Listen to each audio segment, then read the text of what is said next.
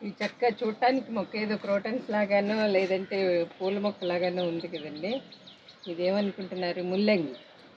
ముల్లంగి మనం every time seeds కొనక్కర్లేదండి. ఒక్క ముల్లంగి ప్లాంట్ని అలానే వదిలేమంటే కనుక చక్కగా ఒక 100 పైన సీడ్స్ వస్తాయి. ఇగోండి, ఇవన్నీ సీడ్సే. ఇగోండి, ఎండినట్టు కలెక్ట్ చేస్తున్నాను. ఎక్కడన్నా డబల్ ధమాకా లాగా రెండు ఉంటాయి, కానీ మ్యాక్సిమం అంతా కూడా ఇలా సింగిల్లే ఉంటాయండి కాయలు. కాయ చూడంగానే దీంట్లో ఎన్ని ఉంటాయో అనుకున్నారు. ఒక్క కాయలో ఒక్క గింజ ఉంటుంది. ఇదిగోండి,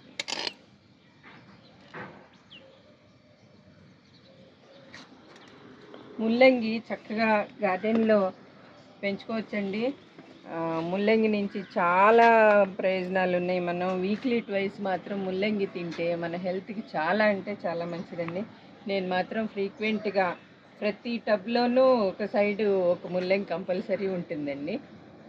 వండిన దానికంటే కూడా పచ్చి తింటే చాలా మంచిదండి. ఇక్కడ కర్ణాటక వాళ్ళు కంపల్సరీ పచ్చిదే తింటారు. ఆకులు కూడా చాలా యూజ్ అండి. ఆకులు పప్పులో కానీ సాంబార్లో కానీ వట్టి జ్యూస్ కానీ తాగితే షుగర్ వాళ్ళకి మంచిదండి. కిడ్నీలో స్టోన్స్ కరుగుతాయి. చాలా రకాలుగా యూజెస్ ఉంటాయండి. సీడ్స్ మాత్రం ఇలా కలెక్ట్ చేసుకోవచ్చు. నేను ఒక 2 చోట్ల వదిలానండి. ఇలా 2 ప్లాంట్లు వదిలాను.